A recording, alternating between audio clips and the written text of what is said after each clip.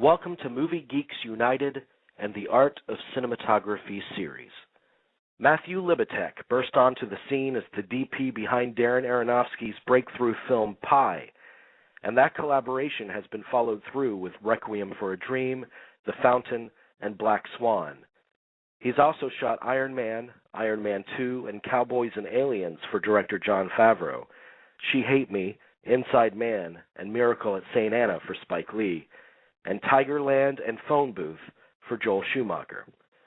In this archived interview from 2008, Mr. Libatique discusses his work on Spike Lee's Miracle at St. Anna and the wealth of terrific work that came before it. What are your earliest memories of films? Do you remember the first one that really struck you? You know, I mean, the first films that struck me weren't anything that influenced me to being a filmmaker, really. I mean, I think, I'll be honest, Star Wars is the first film to really take me away. Mm-hmm. And I remember the lines, lining up wherever I was. I just, in 77, 78? Right, yeah. 77, People lining up, around blocks to see a movie, and I still haven't seen that. I mean, you see that. I guess there's just more theaters, but back then, you'd go to a place that'd be the single theater, and there'd be a line going around the block. Yeah, and, I never saw anything like that. For something to watch. It's like watching, to watch a screen, ultimately. Mm-hmm. Yeah. That sort of took my, that was a memory I've always held with me, but, it never influenced me to be a filmmaker. That seems so far away. Mm-hmm. The idea of being a filmmaker seemed so far away for me that it wasn't until I saw Do the Right Thing that I realized that it could be a possibility. Okay. What was it about that film that spoke to you? It was a film that had, at the time I think I was 19, 20 years old. Yeah. And it just had an energy to it, and it spoke to a generation. And it also made me feel, because at the time, you heard stories of Spike Lee. Spike Lee was a young, at the time maybe he was 30 years old or late 20s when he made the film. Definitely in his 20s when he made She's Gotta Have It. All of a sudden it seemed, that people don't have to be in their 40s. The images of Billy Wilder and Steven Spielberg. Even Steven Spielberg was young when he was making his films, but at the time I didn't know that. And for me, for a young minority to be able to make it in America and have the opportunity to become a filmmaker, that just was out of this world for me. Wow. Yeah. So that definitely pushed me towards today. And what a dream come true that you've now collaborated with him. It's unbelievable. It's unbelievable. In the year, I think it was 2003 or 4, I had done a film with. I had come off of a disappointing year because The Fountain was shut down, and I didn't have a film. I had met on a couple things that I didn't get, and then I get a call one day from Ernest Dickerson, who obviously is a hero of mine. He wants to do this little $2 million film called Never Die Alone, and of course I jumped at the chance to work with him. That same year, later, I get a call from my agent, and said, "Guess who called?" And I said, "David Lynch." and that was just sort of my party answer every time somebody says, "Guess who called?" But she said, "Spike Lee." I said, "You're kidding." And I thought automatically that was the Ernest Dickerson connection, but it wasn't. He just sort of called randomly, for me to look at She Hate Me as something that we could do together. And I met him at the Mondrian in Los Angeles and hit it off. And I just, it took me a while to get past the fact that he was a hero. And I kept telling myself over and over again, I have to deal with this from a peer-to-peer standpoint, not necessarily. Right. A fan standpoint. Although, I kept, I just loved everything that, just from a pop culture standpoint, right, that Spike meant to my generation, our time. So, it was a no-brainer. I said the thing would have to really suck for me not to say yes. So, absolutely. And reading it. We're so crazy about his films here. And for one reason, all of them are so, they're daring in all aspects, but particularly the visual aspect. I mean, he really isn't afraid to take risks with his visuals and really think outside of the box. And I know that Ernest was his frequent collaborator early on in his career, and obviously he was an idol for you. What other, as you began to study cinematography, what other cinematographers really stood out for you? What are your favorite films, your favorite sequences from some of their work? Automatically, I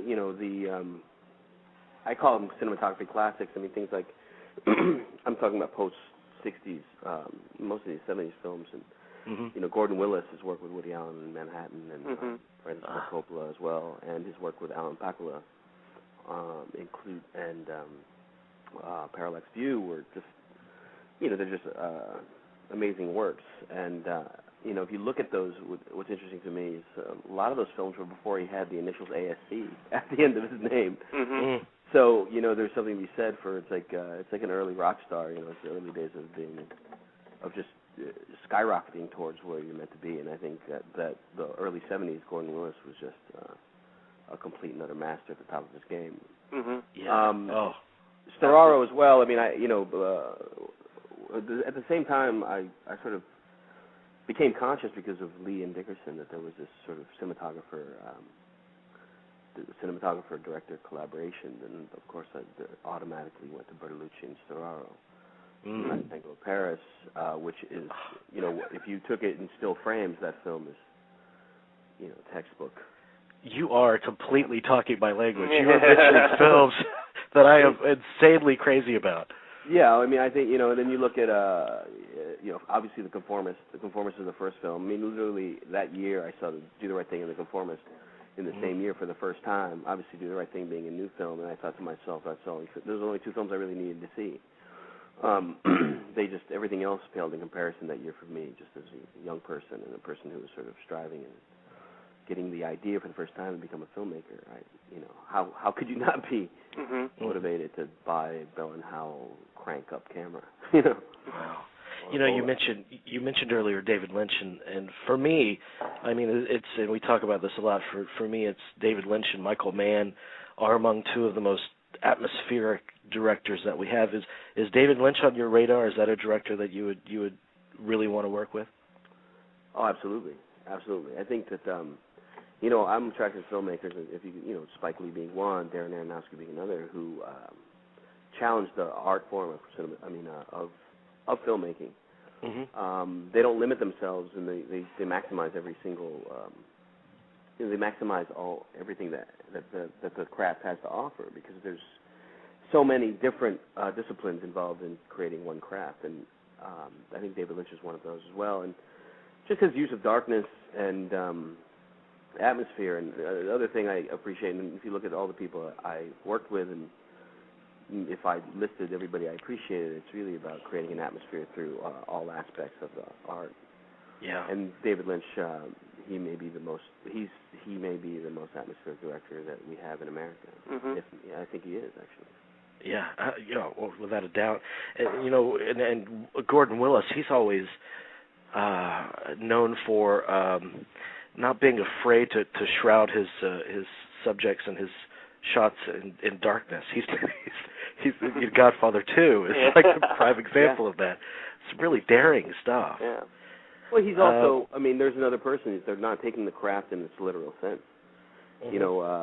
He's creating a language out of light and shadow, and he's building an arc to what he's doing. If you look at Godfather, and just his textbook, and everybody talks about how dark Marlon Brando's eyes are in that film, they would open up when they needed to open up. When you're allowed to see into the man's psyche, that's when he would let you see his eyes. And when the audience was meant to be hidden, or when he was hiding from the audience and from the people around him, that's what he was doing.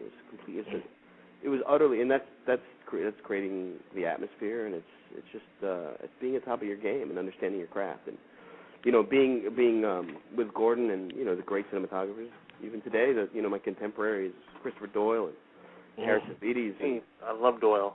Javier Aguirre. These guys are all. They're all. The fundamentals are just. It's like breathing. It's really about the choices you make as an artist and a craftsman. Yeah, and we spoke of this with Mr. Blanchard too. It really is all of these creative positions on a film crew, they really are all assistant storytellers, and you just said it. Your job is to tell the story with lights and shadow. I know you went to. Did you go to the American Film Institute? Did I read that correctly? Yes, I did. Yeah. What did you take from your schooling there?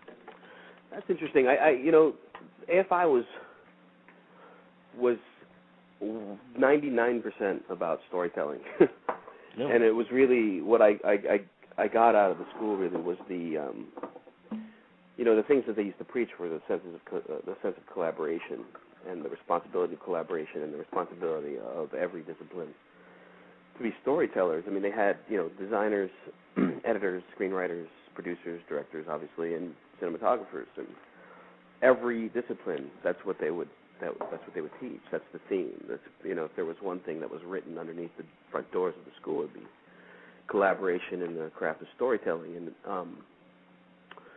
I would obviously, being a cinematographer and a young one at that, and somebody who was still learning, being in school, what's the best shot? What's the best composition? What's the best composition in terms of angles and graphic, and what's the best composition in terms of light and shadow? And my collaboration, funny, in my first year at AFI, I met Darren Aronofsky, and we used to have arguments about those things, like what was the priority of what we were doing. And I guess because maybe we were at the same age and we were similar, we liked the same subject matter, we were able to sort of argue and learn from each other. And I learned a lot from Darren, actually. I mean, and I'm sure he learned a lot from the school. But it was like my collaboration with him afforded me the opportunity to almost learn from the directing classes as well as the cinematography classes, because I became a storyteller more than a cinematographer. Mm-hmm. Although my love as a craftsman is cinematography, my responsibility as a filmmaker is what became more important. And I like to think that has taken me to where I am today in terms of being a filmmaker. Well, your frequent collaborators, Spike Lee, Darren Aronofsky, Joel Schumacher, I mean, they really strike me as directors that will let you go and give you freedom to experiment. Do I have that right? Absolutely. Absolutely. I think that, but they're all different. I mean, Joel is a person that sort of sets up a large canvas with very little rule. Rules, I should say. Obviously he's a leader by what he doesn't like, and he's extremely daring with his with visuals and choices he makes and design. Spike is more controlling. He has a command of the story he's trying to tell, but he is equally as daring. And the thing about Spike is he's extremely daring with his camera placement. He's fond of multiple cameras, and he's fond of and it's really within this structure, Matty, what can you do? Right. And that's the challenge with working with Spike. With Darren, it's the opposite way. It's really, these are the frames, light this frame, and add texturally and atmospherically to the film, with a complete and utter understanding of what the arc of this film will be. I mean, his goal is for a unified collective to make one film, as is most people's, but Darren is extremely specific. Extremely specific. So, if a character is moving, like in The Fountain, for example, Tomas, Tom, and Tommy are all moving towards this bright light. Well, the film starts in darkness for all three of them. It's going to end in brightness for all three of them. And that's something that's conceptually ingrained in Darren's master plan. Not just mine. It's not me who invented it. It's a collective that invented it. So, I enjoy both. Having to create those concepts, and I also enjoy having to execute them. Absolutely. Do you find, though, that, I'm sure that you do, when you work with someone as frequently as you have these three filmmakers, you develop a shorthand with them that you instinctively know what they will respond to and what they won't? Oh, absolutely. I mean, familiarity is everything. I mean, it helps get past all the, the other thing is building a relationship with the filmmaker, with the directors, is going to do that. So if I'm working with, these three particular filmmakers, obviously there's going to be a shorthand, and they sort of know how I work, and it makes it a lot easier. And then I think that ultimately you have more freedom to be creative, because you're not walking softly, and you're not being tentative. When I'm working with in a first time situation with somebody, then it's really about becoming socially compatible with the person, because I think that it's important for you to like the person that you're working with, especially somebody who, as closely as a director. For me, I just need to be able to know I can call them without having to schedule an appointment. Right. Yeah. There's so many reasons why I love Spike's movies. One of the reasons is because they're all so different. I mean, he's such a versatile director, as you are a cinematographer. Tell me what was different and challenging for you about Miracle at St. Anna. That's a good question. Well, it's always, I guess speaking on creative terms, that it's, how do you articulate something that it would be, a World War II film? We've seen plenty of those. Battle scenes, seen plenty of those. And how do you, my first worry was how I was going to articulate those things in a different way. But then I slowly realized I didn't have to, because the content was going to take care of itself. Right. I just had to do what was right for the film with what the tools I had. And sometimes it takes a while for me to realize those things. I mean, I realized the same thing on Iron Man, that it isn't really about being so boisterous with the cinematography. It's about serving the content. And sometimes that's going to be enough if you do it well. And with Miracle, honestly, it was sort of, there were a few things that were handed to me as they were already part of the structure of the film. 16 millimeter, for example, was part of the structure of the film. We're shooting 16. Why? Because of money, and that's fine.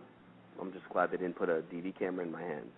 At St. Anna? On St. Anna, you shot 16? Yes.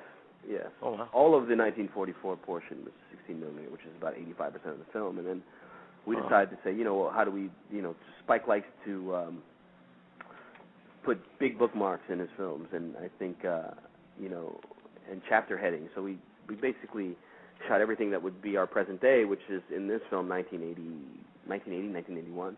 Shot that in 35 millimeter just to have the contrast. But the biggest challenge really was how are we going to paint this movie? How are we going to make this look? How are we going to cover this, and what are we going to make it impactful, an experience for the viewer? And luckily, this, between locations that we had and the staging we had and the actors that we had, we were able to, a lot of it took care of itself, to be quite honest with you. And it was just about knowing, we had a lot of scenes with multiple actors. So we've had very few scenes where I had two actors sitting at a table. I had very few scenes where I had less than 4 people. That's a special challenge, isn't it? It is, because you end up getting into situations of coverage, if that's the case. And situations of coverage are, they're tedious. So to make the film work and move along, just from a execution standpoint, you don't want to get mired in coverage. But that's the beauty of Spike Lee. Spike Lee will make a choice. I mean, he'll do an 8-minute scene in a single shot, and just that will be his choice, and nobody will tell him any different, which is refreshing. Yeah. I think that it adds, and if you look at his films, if you really study his films, you can see the choices he's made with the limited shot counts. And I think it comes from him being sort of a guerrilla filmmaker. He always likes to harken back to the days where he used to run around New York with a smaller camera and used to shoot films. I always look back at Pi in the same light. There's a way to do it simpler. And there's a way to do it with less setups. And our challenge being there's so many actors in every frame, our references, every reference I pulled were films that would have a number of people in them. And I would do still frames on the computer, and I'd create sort of these iPhoto books of references of just composition. It wasn't even anything about lighting. It's just composition. Can we get away with just good performance, being more tableau about it. Not to say we didn't use a lot of coverage, because we did, we shot 2 and 3 cameras all the time. Right. But we would do group shots, and I think I'm very proud of the fact that the film, because of the strength of the performances and the choice in composition, exists mostly in group shots. So that's exciting to me. Yeah, you've worked on the lowest budget films, everything from Pi to Iron Man, which is as a big budget studio as you can get. Tell me the difference. Is there different chemistry at work there when you have to work faster, as opposed to taking your time with setups for bigger budget films? Wow, there's definitely a difference. There's a lot more guys sitting around. Let me say, there's a lot more guys sitting around, and there's a lot more trucks. Right.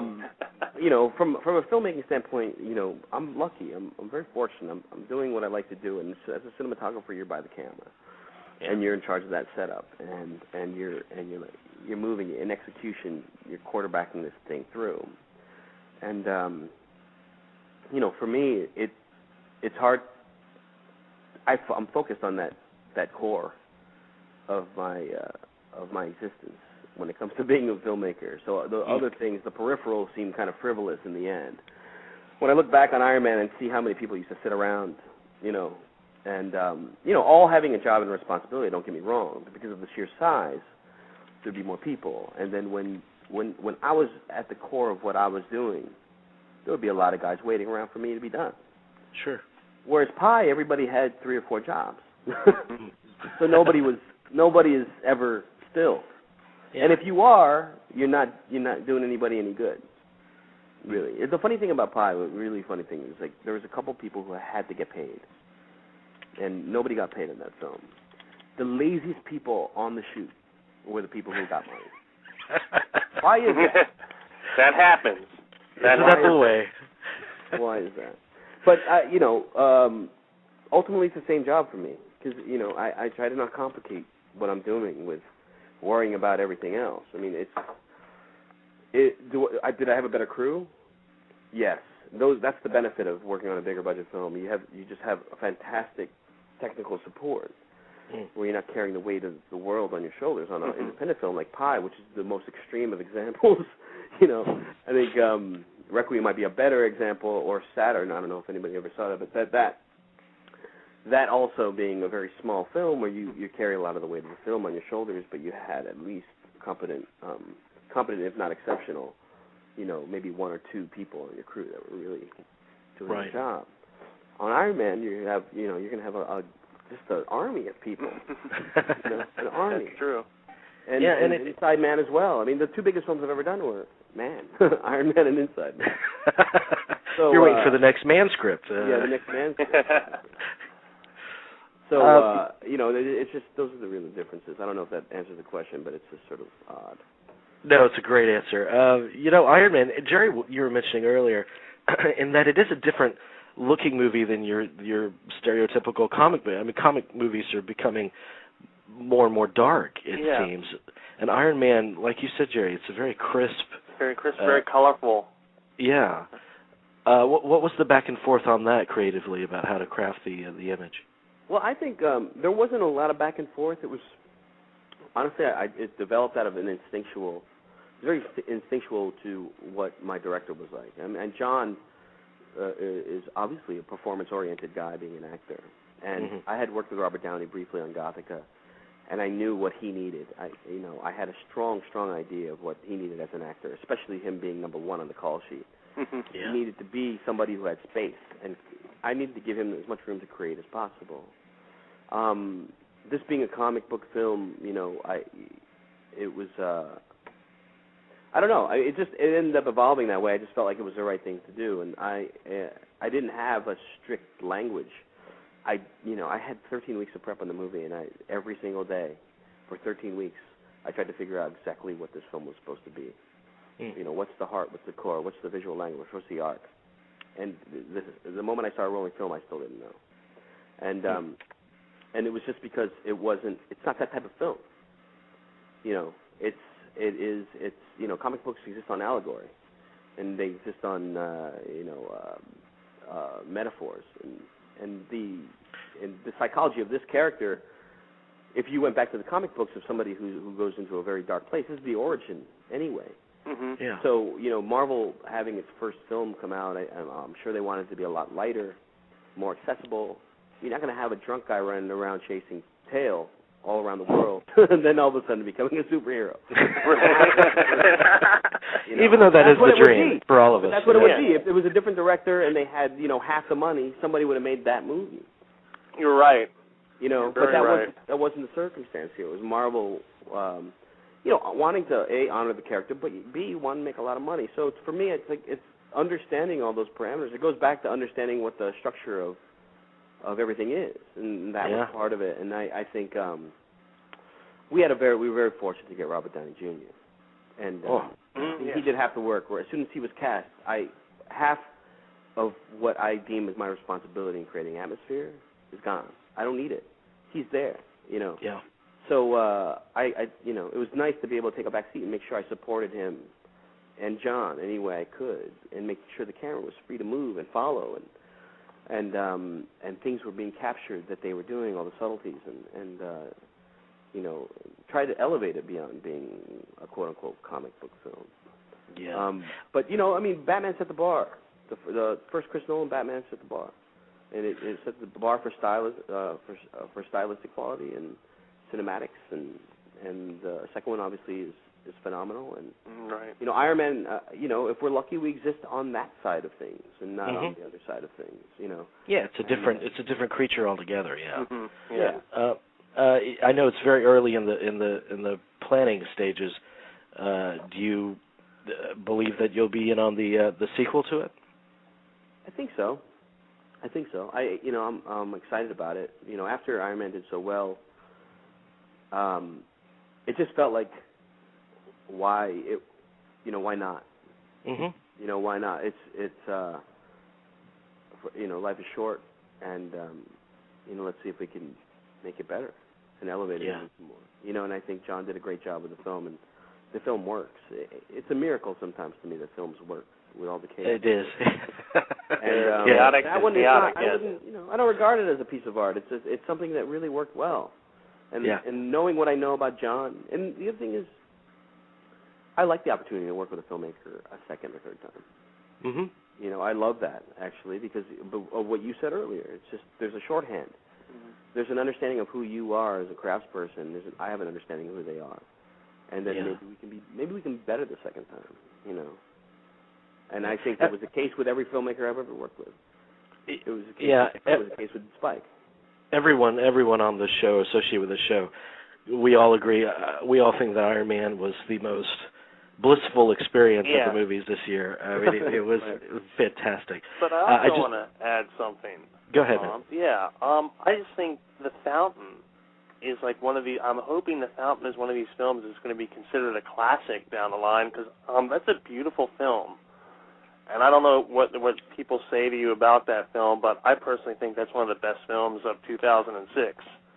Well, I appreciate that. It's a beautiful film. And my question, I just want to know, before, I know there's when you were ready to get to work the first time, is there a big difference between what was originally set to film and when you came back to work on it in the second time? Is there a big difference of the scripts or the stories? There's a big difference in the content, yeah. I mean, I think the thrust of it, the soul of it, was the same. Mm-hmm. But the film was there was a lot going on in terms of action, and there was a lot of popcorn moments in the film. It's a much different film, and I wouldn't say, to be honest, that it was. Looking back on it now, it's so hard because the film didn't do well and people didn't get it, and people found it esoteric. But the film had a lot of action moments that were stripped down to the movie. And when Darren had the opportunity to make the film at less than half of what he wanted to make it the first time, he stripped all those things out and found the core of the movie, which is this love story that exists in the film. And that existed in the first pass. Right. But what's missing is all, literally, time traveling through space, going through a neutrino shower. I mean, right. Like that, those things are gone. And and you know what?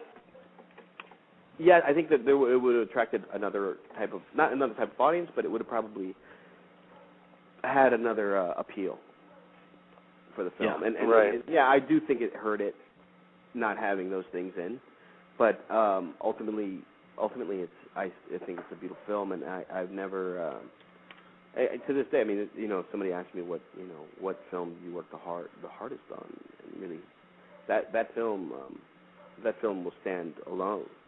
I thought it was very high in my career as the film that really meant the most to make. Yeah. I just have two more quick craft questions, and then we'll let you go. I could talk to you all night, believe me. But two phenomenon that are occurring in recent years in the world of films and cinematography. One is the abundance of special effects. I mean, is that a whole new language that you have to learn? How does that affect your work as a cinematographer? That's interesting because on Iron Man I thought that it was, although at times a little tedious, I thought that they did an amazing job using today's technology to be able to let us make the film naturally. At least in my eyes, we didn't have a lot of. There was some second unit green screen material, but by and large, for first unit, I don't remember bringing a green screen out. Really? I never brought a green screen out. I never brought a blue screen out. Everything was done. All the windows even were done with translights and painted backings on all the sets. But that being said, the visual effects people, having ILM and John Nelson do the majority of the work, John Nelson being the supervisor and ILM doing the majority of the work, they honestly gave us a lot of freedom. If it wanted to be a handheld camera, it was a handheld camera. It wasn't a locked-off camera that was going to be made handheld later. If given the choice, if I told them what I wanted to do, they would make it work. So in a way, there's a lot. I think that visual effects has come a long way in the sense that they, because of the stronger tracking software, that they can sit there and they can evaluate. They could, maybe it'll take a little more time to do the shot, but 5-6 years ago, it was no, you can't do it that way. You have to lock it off. Yeah. Or no, you can't do it that way. You have to motion control. Well, those days are going away because filmmakers are not attracted to doing that. They'll write this effect out, before they have to sit through an effects-driven film with giant green screen where the actors have to sit there. I mean, that's one type of filmmaker. And then you have Avatar, and then you have some other thing where people are putting stickers on their face and running around like they're making a Nintendo. I hear your tone when you're talking about that, and I also got it a little earlier when you mentioned digital video. Yeah, I'm curious about that too. And obviously, a lot of filmmakers are using it now, and they're predicting that film will be obsolete. I don't know how truthful that is, but tell me your true feelings about the digital video revolution. I have mixed feelings. I think that it's right now it's in charge of salesmen, which I think is disgusting. I think that the on the upside of it, not to be all negative, is that it, at least in the early days when things like Personal Velocity were made, things in DV, like even Inland Empire, not the early days, but that was just recently. But films were being made on DV as an exploration, even Bamboozled, The Celebration. Yeah. These films are all, they're just good films regardless of. Great ideas, good films, regardless of the format. Yes. So what I think it does is it takes, at least the smaller formats, the less intense technically. They give people the more of a right to make a film, not a privilege to make a film. You could take it and do whatever you want, make a movie, and cut it on Final Cut, laptop, and why not? That's what it should be. We shouldn't have to wait in line, in a long line. to make what we want to make. It's a creative endeavor, and people who have that, who have the bug or have the talent should be able to do it. But I do think that in the more sophisticated formats, your HD formats, if you look at any website, it's all sales. It's just a bunch of salesmen. And if you really, this whole red phenomenon, why does one want to buy a camera? Is it a sense of ownership? I don't know what it is. Is it a sense of I'll have this camera and I can make a film? well, how many films are you going to make, really, if you buy this camera from them? Because what you'll end up doing is you'll sell it, because everybody else, the people who could really afford to buy that camera are the people who could afford to buy the lenses and who can afford to buy the support and ultimately afford to service that camera. That's why they have rental houses. You know what I mean? If you really want to get into that business, make sure you know you're into more money, but they don't ever tell you that. They just want you to 444. They want you to know that it's the highest resolution, and they sell you these they point toward these websites that have Peter Jackson shooting a film on the camera, and then they sell. Who knows how many? I'm not accusing anybody of anything, but who knows what kind of deals Soderbergh got to shoot The Red? You know what I mean? Right. I'm not saying he got money, but maybe he didn't pay the making a film is expensive. If you're saying that I could have a free camera package to shoot the movie, or one that's very discounted, let's try it. Why not? Because I could color it digitally later, which is another thing that bothers me, is that the craft of executing a film is being watered down by the fact that people will capture information as raw as possible and try to color it later. Yeah. And that's where I have a problem, because it's not. I understand that's not choice. That's not making choices. That's not being creative. That's not being, it's just not being creative. It's laziness, really. I want to create my film in the company of a couch and a cappuccino machine, and that's not cool. I completely agree with you. Yeah, that's a beautiful take on that. I was curious about that, because more and more terrific filmmakers. I mean, Michael Mann is an exceptional filmmaker, and he's really bragged about the capabilities of that technology when he's making Collateral. So I know it has benefits if it's in the hands of someone that knows what they're doing, an artist. Absolutely. I mean, but then you look at Collateral, which looked pretty fantastic and was able to maximize a lot of the night capabilities that the Viper had to offer in the HD 900s or whatever they used. I mean, ultimately ENG cameras. It's the same person, same camera they're holding outside a Staples Center after a Laker game, interviewing some guy who's happy that the Lakers won. You know what I mean? It's the same damn camera they're making movies with, but it happens to be extremely sensitive, and it will capture the image at night without having to light a city block. And there are benefits to that. I'll be the first to admit that. But there are ultimately, if it could be a good film on video if it's a good script, but if it's a bad script, it's going to look even worse. That's it for this episode of our Art of Cinematography series. You can listen in on additional episodes and interviews with many of today's top cinematographers, including Robert Richardson, Vilmos Zsigmond, Alan Davia, Paul Cameron, Jeff Cronenwith, and more by visiting MovieGeeksUnited.net/Art of Cinematography.